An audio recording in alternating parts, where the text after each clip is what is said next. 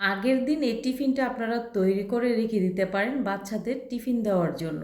আর তৈরি করা খুবই সহজ, যা বাচ্চারা চেটেপুটে খাবে। আর এই মালাই টোস্ট তৈরি করার জন্য এখানে নিয়ে নিচ্ছি পাউরুটি। পাউরুটির চারিপাশে ব্রাউন অংশগুলো কেটে ফেলে দিয়ে তারপরে 4 টুকরো করে পাউরুটিগুলো কেটে নিচ্ছি, অথবা আপনারা আপনাদের পছন্দ মতো কেটে নিতে পারেন।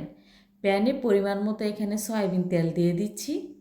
এখন তেল গরম হয়ে আসলে ওই পর্যায়ে চুলার আঁচটা একেবারে কমিয়ে তারপরে পাউরুটিগুলো দিয়ে ব্রাউন কালার করে ভেজে নিতে হবে।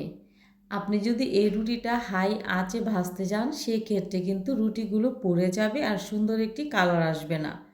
তাই সুন্দর কালার আনতে অল্প আঁচে এই রুটিগুলো ভাজতে হবে।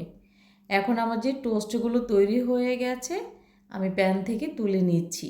তো এভাবে করেই সবগুলো পাউরুটি আমি ভেজে নেব। এখন মালাই তৈরি করার জন্য নিয়ে নিচ্ছি 1 কাপ পরিমাণে তরল দুধ। এই দুধ আমি আগে থেকেই ঘন করে জাল করে নিয়েছি।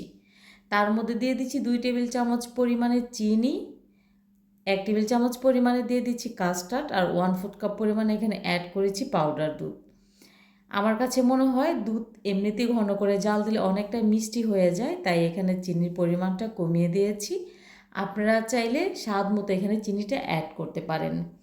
খুব ভালো করে নেড়েচেড়ে ভালো করে মিক্স করে তারপরে আমি চুলার আঁচটা অন করে দিয়ে অনবরত নাড়াচাড়া করে এই মালাইটা তৈরি করে নিচ্ছি।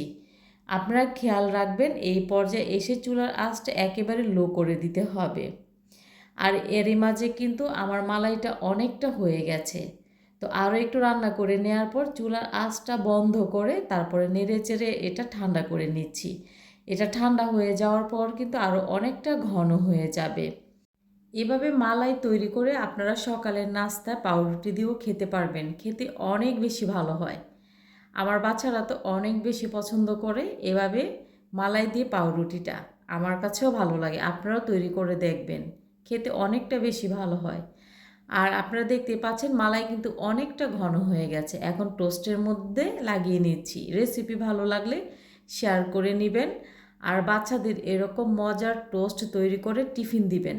টিফিন দেখবেন কখনো ফেরত আসবে না, খেতে অনেক বেশি ভালো হয়। এভাবে তৈরি করা যেমন সহজ, খেতেও অনেক বেশি ভালো হয়। আশা করছি আজকের রেসিপিটি আপনাদের ভালো লেগেছে। আর ভালো লেগে থাকলে অবশ্যই কমেন্ট করে জানাবেন যে আমার ভিডিওগুলো আপনাদের কাছে কেমন লাগে।